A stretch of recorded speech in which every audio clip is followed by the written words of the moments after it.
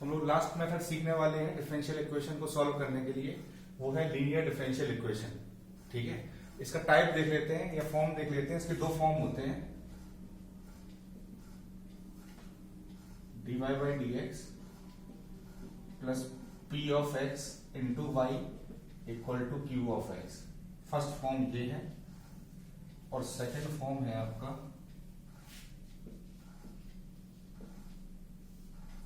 D X by D Y plus P of Y into X equal to Q of Y. ठीक, ये syllabus से cut कर दिया गया है, पर क्योंकि दोनों फॉर्म सेम ही है, ठीक है, तो हमें पूरी एक्सरसाइज लगानी चाहिए और फिर जो जो क्वेश्चंस आपको लगते हैं कि इस फॉर्म के हैं वो क्रॉस कर दीजिएगा, क्योंकि ये सिलेबस से नहीं है। ठीक है, दोनों फॉर्म को एक ही तरीके से सॉल्व करते हैं तो कुछ ज्यादा प्रॉब्लमेटिक चीज नहीं है। ठीक, तो देखो सबसे पहली चीज जो होती है कि इसमें कोई भी दोनों में से कोई भी फॉर्म होता है तो उसमें 3 टर्म्स होते हैं। एक होता है डेरिवेटिव, एक होता है ये यहाँ पे डिपेंडेंट वेरिएबल y है, तो यहाँ पे अगर y है तो यहाँ पे भी y होगा। ठीक, इससे जो मल्टीप्लाई होगा वो फंक्शन ऑफ x होगा या कांस्टेंट होगा। अगर यहाँ कुछ भी नहीं लिखा है तो आप 1 कंसीडर करोगे, यहाँ पे x स्क्वायर लिखा है तो वो p ऑफ x होगा, यहाँ पे भी कुछ कांस्टेंट भी हो सकता है या फंक्शन ऑफ x होगा। अब इसका उल्टा देख लो, अगर यहाँ पे dx बाई dy होता है तो अगर यहाँ पे x लिखा है तो यहाँ पे भी आपको x चाहिए होगा, बची दोनों चीजें फंक्शन ऑफ y होंगी। ठीक है,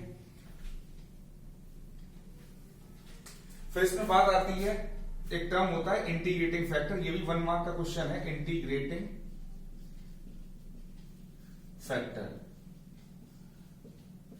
इंटीग्रेटिंग फैक्टर को हम लोग लिखते हैं e raise to p of x dx। ठीक है, जो y का कोफिशिएंट होगा उसको हम क्या करते हैं, इंटीग्रेट करते हैं e की पावर में। तो यहां पे इंटीग्रेटिंग फैक्टर क्या हो जाएगा, e की पावर में, भाई यहां x है, यहां पे x है, तो मुझे इसको इंटीग्रेट करना है, तो मैं लिखूंगा p of y into D of y।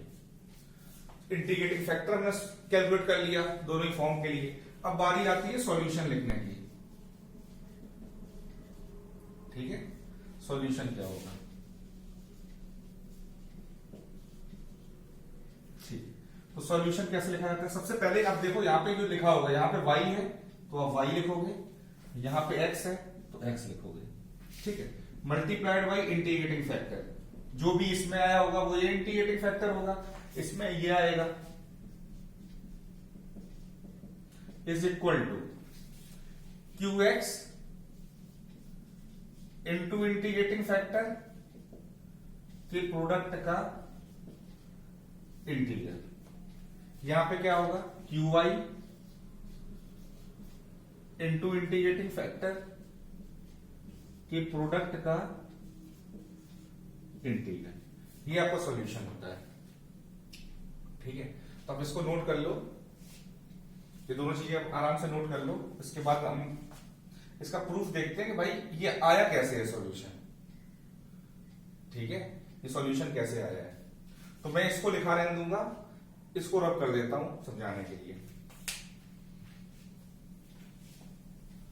Video pause कर करके आप कॉपी करना। प्रूफ देखते हैं। इसको मैंने एक्सप्रेशन 1 नाम दे दिया है। ठीक है, क्या है, dy by D X plus p of x into Y equal to q of x। अब मैं क्या कर रहा हूं कि इंटीग्रेटिंग फैक्टर को पूरी इक्वेशन में मल्टीप्लाई करूंगा, multiply integrating factor both sides. Integrating factor को पूरे एक्सप्रेशन के अंदर मल्टीप्लाई करोगे।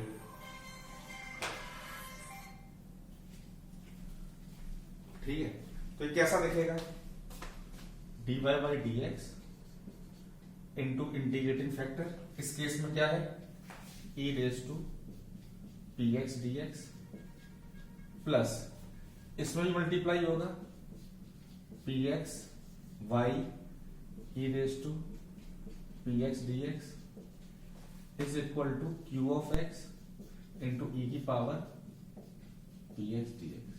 ये तीनों टर्म थे और तीनों टर्म को मैंने इंटीग्रेटिंग फैक्टर से मल्टीप्लाई कर दिया। अब एक चीज नोटिस करना कि लेफ्ट हैंड साइड जो है वो आपको ऐसा दिखेगा, D upon D X of Y into E raise to P X D x.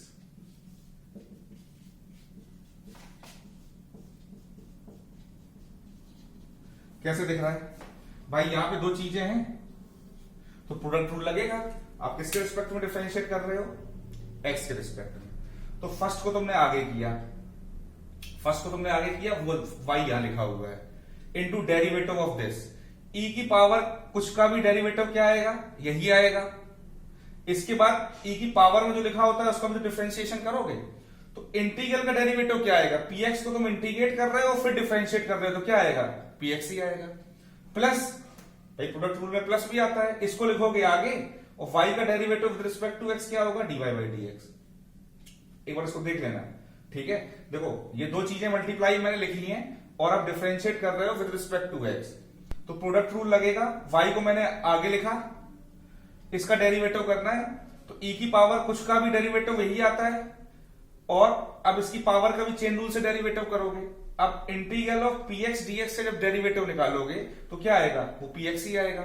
बीच में प्लस आता है प्रोडक्ट रूल में। इस फंक्शन को देखोगे आगे और y का डेरिवेटिव क्या हो जाएगा? dy by dx। अब मैं क्या करने वाला हूं? मैं इस dx को क्रॉस मल्टीप्लाई करने वाला हूं तो मैं लिखूंगा d of y into E की power px dx equal to qx E की पावर px dx, और ये dx में अगर मल्टीप्लाई कर दूंगा, ठीक, और इसके बाद मैं इंटीग्रेट करूंगा। आप देखो ये परफेक्ट इंटीग्रेंड है। d ऑफ समथिंग का इंटीग्रल क्या आता है? यही तो आता है, ये जो अंदर है y इंटू ई की power px dx is equal to integral of qx E की पावर px dx के प्रोडक्ट का इंटीग्रेशन। ठीक है, तो यही सेम चीज मैंने सॉल्यूशन में लिखी है। y is being multiplied by the integrating factor. आप इस तरीके से याद रखोगे, वो तो मैंने समझाने के लिए किया है। y into integrating factor is equal to integral of RHS multiplied by integrating factor के प्रोडक्ट का इंटीग्रेशन। दूसरी चीज ध्यान रखना कि dy बाई dx हो या दूसरा फॉर्म हमने dx अपॉन dy पढ़ा था। जैसे मान लो यहाँ पे x लिखा हुआ है तो पूरे एक्सप्रेशन को आप x से डिवाइड कर दोगे क्योंकि मुझे dy बाई dx का कोएफिशिएंट 1 चाहिए होगा। ठीक है, तो इस वीडियो को आप पॉज करके आप इसको कॉपी कर लेना और एक बार अच्छे समझ लेना। अगले वीडियो में इसके एग्जांपल्स डिस्कस करूंगा।